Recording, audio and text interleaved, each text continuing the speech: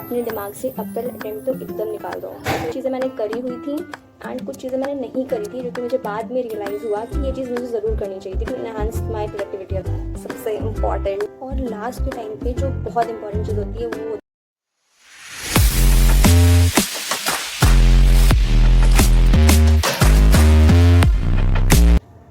Hello everyone, welcome back to my channel. Since there are only 3 months left for January attempt of JEE Mains, in fact even less than 3 months are left for that, and April attempt को तो अभी एकदम दिमाग से निकाल दो because January attempt के लिए आपके पास 3 महीने हैं। देखा जाए तो ये 3 महीने कम भी हैं एंड सफिशेंट भी हैं इफ़ यू आर डेडिकेटेड। अगर आप अभी सो के उठे हो तो 3 महीने में भी किया जा सकता है। आई नो लोग अटेम्प्ट की मतलब कैसे पेपर अटेम्प्ट करना है या फिर कैसे प्रिपरेशन करनी है उसकी स्ट्रैटेजी केवल उन्हीं लोग की वीडियोस देखते हैं जिन्होंने एक्चुअली वो चीज़ क्रैक कर रखी है। But in my point of view, in my opinion, I can tell you what not to do, but in this video I will be telling you what you must do. जो इनमें से कुछ चीज़ें मैंने करी हुई थी एंड कुछ चीज़ें मैंने नहीं करी थी, जो कि मुझे बाद में रियलाइज़ हुआ कि ये चीज़ मुझे ज़रूर करनी। तो ये चीज़ें आपको ज़रूर से करनी है और लिख लो, नोट्स बना लो। केवल इसको सुन के भूल मत जाना, just like you do for every other video. इसके साथ वो नहीं करना है। इस वीडियो में मैं आपको क्लियर शॉर्ट कंटेंट देने वाली हूँ कि आपको एब्सोल्युटली मतलब क्या मिस नहीं कर। से शुरू कर रहे हैं तो सबसे पहली चीज़ जो करनी है, एक तो प्लानर होना चाहिए। मतलब वो डे बाय डे का प्लानर नहीं, एक रफ आइडिया होना चाहिए आपके दिमाग में कि आपको कितने टाइम में क्या कंप्लीट करना है यूनिट वाइज। और उससे पहले सबसे पहली चीज़ होनी चाहिए कि आपके पास एक शीट हो आपके सिलेबस की। वो चीज़ मैंने भी करी थी एंड वो बहुत हेल्पफुल होती है कि उसमें आपके सारे सब्जेक्ट्स हों, like physics, chemistry, maths, and इसमें जितने भी चैप्टर्स हैं वो उसमें लिखे होने चाहिए। ये एक शीट होनी चाहिए केवल सिलेबस कंप्लीट। पहला कॉलम तो मतलब होना चाहिए चैप्टर्स का, जो सब्जेक्ट वाइज आपको बनानी है। एक दिन लो, ये वाला काम करो, क्योंकि एक ऐसे क्लैरिटी आएगी दिमाग में कि कैसे आगे प्रोसीड करना है। तो उसमें जैसे चैप्टर वाइज आपने एक शीट बनाई, एक फिजिक्स की शीट बनाई, उसमें सबसे पहला चैप्टर यूनिट्स एंड डायमेंशन लिख दिया। 1D हो गया, 1D हो गया, 2D हो गया, NLM हो गया। फिर इसके बाद वर्क, पावर, एनर्जी, मतलब जितने भी क्लास 11th के फर्स्ट बुक के चैप्टर्स थे उसके नाम लिख लिए। फिर सेकेंड बुक के नाम लिख लिए एक लाइन छोड़ के। फिर अपनी 12th के फर्स्ट यूनिट जो भी इलेक्ट्रोस्टैटिक्स वगैरह था उसके नाम लिख लिए। एंड देन एक लाइन छोड़ के आपने सेकेंड बुक के जितने भी चैप्टर्स थे उसके नाम लिख लिए। ठीक है, ये एक कॉलम हो गया चैप्टर्स के नेम का। सेकेंड कॉलम में मतलब आपको बनाना है, उसमें आपको ये लिखना है कि आपकी थ्योरी कंप्लीट है कि नहीं, आपके कॉन्सेप्ट्स क्लियर हैं कि नहीं। और उसमें कोई चीटिंग नहीं करनी है। ये प्लानर या ये शीट आपकी कोई देखने नहीं आ रहा है, केवल आपको ही इस पर काम करना है। सो ऑनेस्टली करिए, नोबडी इज़ गोइंग टू जज यू ऑन दैट। सो आपने एक कॉलम बनाया, उसमें आपको टिक करते जाना है जैसे जैसे आपका कंप्लीट हो रहा है। सेकंड कॉलम होगा रिवीजन का, जिसमें कि आपको नोट्स रिवीजन करने हैं एंड नोट्स बने होने चाहिए हर चैप्टर के।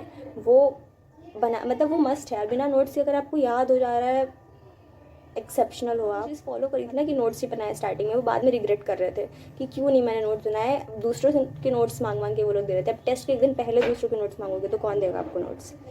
अब आ जाते हैं वापस उस लिस्ट में जिसकी मैंने बात करी थी कि कैसे प्लानिंग की लिस्ट बनानी है। एक वो सब्जेक्ट वाइज वाली, तो सब्जेक्ट वाइज वाली उसमें सबसे पहला कॉलम चैप्टर्स का हो गया, सेकंड कॉलम हो गया रिवीजन का, थर्ड कॉलम आपको बनाना, उसमें कम से कम आपके 5 साल की पीवाईक्यू होने चाहिए। अब देखो इस टाइम पे लोग बहुत ज़्यादा फोकस करते हैं कि हम याली बुक भी लगा लें, याली बुक भी लगा लें, बहुत कम टाइम बचे हैं, हम क्या क्या लगाएं समझ में नहीं आता है। तो सब छोड़ो, PYQ लगाओ, ब्रह्मास्त्र है वो, कुछ किसी के पीछे नहीं पड़ना है। आप PYQs लगाइए। आपके मतलब I will suggest the channels, individual subjects की individual videos I be making, जिसमें मैं आपको बताऊंगी कि चैप्टर मतलब हर एक सब्जेक्ट के लिए किस टीचर को फॉलो करना है फॉर PYQ प्रैक्टिस। वो प्लानर के बारे में जो आपको सब्जेक्ट वाइज बनाना है कि किस तरीके से आपको शीट बिल्ड करनी है ताकि आप अपनी प्लानिंग के अकॉर्डिंग टिक्स लगाते जाएं एंड उसको दीवार पे चिपका लेना या फिर कहीं ऐसी जगह प्लेस करना जिसको आप डेली विजिट कर पाओ, ताकि आपके जैसे जैसे अब देखो इससे क्या होता है ना, एक तो क्लैरिटी आती है दिमाग में कि आपको किस तरीके से आगे प्रोसीड करना है। सेकेंडली जब आप टिक्स देखोगे डेली बेसिस पे तो एक मोटिवेशन भी आएगी, आपको एक्सटर्नल मोटिवेशन की ज़रूरत नहीं पड़ेगी।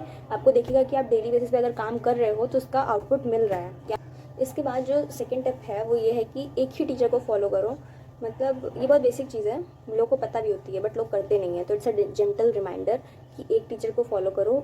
अब ऐसा है कि ऑर्गेनिक में जिसको आपको नहीं समझ में आ रहा है, अभी तक आपके पास एक्सप्लोर करने का टाइम था कि किस टीचर से आपको समझ में आ रहा है, किस टीचर से नहीं समझ में आ रहा है। बट अब वो टाइम है जब आपको इम्प्लीमेंट करना है, जब कि आपको किससे समझ में आ रहा है उसी को फॉलो करो। 10 टीचर के पीछे नहीं भागना है कि यही चैप्टर मैंने इन टीचर से भी पढ़ लिया, उन टीचर से भी पढ़ लिया, उन टीचर से भी पढ़ लिया। आपको यूट्यूब के वन शॉट से चाहे तो फॉलो करना है, आप उससे कर सकते हो। तो उसमें भी एक टीचर से फॉलो करो। अगर मतलब एक ही टीचर के प्रीवियस ईयर के भी की वीडियोस पड़े होते हैं। तो अगर आपको इस साल वाले मान लिया मंजिल सीरीज़ अभी चलेगी, जिन टीचर्स हो सकता है फिजिक्स पढ़ा रहे हो, मैथ्स पढ़ा रहे हो, तो आपको यूट्यूब पे वीडियोस मिल जाएंगी एक उन्हीं सेम टीचर की अलग अलग चैप्टर्स की भी। तो you can do that for your self. आपको खुद से ढूंढना पड़ेगा। ऐसा नहीं है कि मंजिल पे जो वीडियो आ रही है देखे जा रहे हैं, पता नहीं समझ में आ रहा है कि नहीं, बस यही है आखिरी तरीका जीतने का। तो कुछ फ़र्क नहीं पड़ता है। अब भी टाइम है कि आपको सोना नहीं है। अब उठ जाओ, दिमाग खोल के डिसाइड करो कि आपको किससे पढ़ना है, उससे पढ़ो और दिमाग खोल के पढ़ो। नोट्स बना रहे हो, दिमाग खोल के नोट्स बनाओ। हर चीज़ नहीं लिखनी होती है नोट्स। एक टीचर को फॉलो करना है थ्योरी के लिए। अब उस टीचर से ही अगर आपको सही लगता है तो आप उससे ही क्वेश्चन प्रैक्टिस भी कर सकते हो, देख सकते हो क्वेश्चन उनके साथ लगाना है। फिर अगर आपके किसी और टीचर से क्वेश्चन प्रैक्टिस के लिए बॉन्डिंग बन रही है तो वो आप कर सकते हो कि एक टीचर से आपने थ्योरी पढ़ रखी है, उन्हीं के साथ कुछ क्वेश्चन उन्हीं के साथ भी लगाने हैं, ठीक है।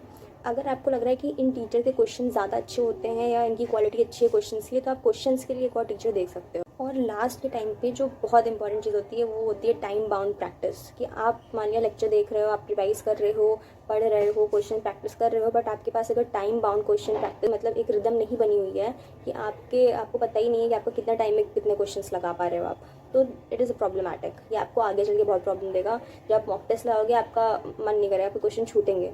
तो in order to escape from that situation अभी आपको टाइम बाउंड प्रैक्टिस करनी पड़ेगी। चाहे फ़ोन में टाइमर लगाओ, चाहे एक छोटा सा टाइमर खरीद। सबसे इम्पॉर्टेंट और बताऊँ मैं कि लोग नहीं कर पाते हैं। सबको पता होता है, सबको पता होता है कि ये करना होता है, बट ओनली 1 और 2% people actually do it. Trust me, मैं भी थी उसी कैटेगरी में। पता सब है क्या करना है, बट उसको फॉलो कर पाना मुश्किल होता है। वही अगर आप कर लोगे ना, you are going to win dude for your. तो वो सबसे इंपॉर्टेंट चीज़ है मॉक टेस्ट देना। तो कोचिंग में अगर आपने ऑफलाइन कोचिंग ले रखी है तो वहाँ टेस्ट हो रहे होंगे, उसको मत छोड़ो। आपका सिलेबस कितना हुआ है कितना नहीं हुआ है डजेंट मैटर, आप टेस्ट दो, उसको एनालाइज करो। So time bound mock test देना खुद से भी उतना ही इंपॉर्टेंट है जितना आप कोचिंग के ऑनलाइन टेस्ट दे रहे हो। तो make sure you don't skip this, because ये बहुत ज़्यादा इंपॉर्टेंट होता है। अगर आपने इसको फॉलो कर लिया तो आप ऑलरेडी बहुत ज़्यादा आगे निकल जाओगे। फॉलो करना इज़ द टफेस्ट थिंग। सुनना और एक कान सुनना एक कान से निकाल देना is the easiest thing, but उसको फॉलो करना ही टफ होता है। So make sure you do it and all the best for your जनवरी के अटेम्प्ट। अच्छे से मेहनत करो, अभी भी पॉसिबल है। All the best. एंड जो लोग अभी बहुत ज़्यादा लॉस्ट फील कर रहे हैं कि समझ नहीं आ रहा है क्या करना है कैसे करना है, बहुत ज़्यादा डिप्रेशन एंजाइटी जैसा फील हो रहा है, तो do watch this video. It's gonna help you a lot. Thank you. Bye bye.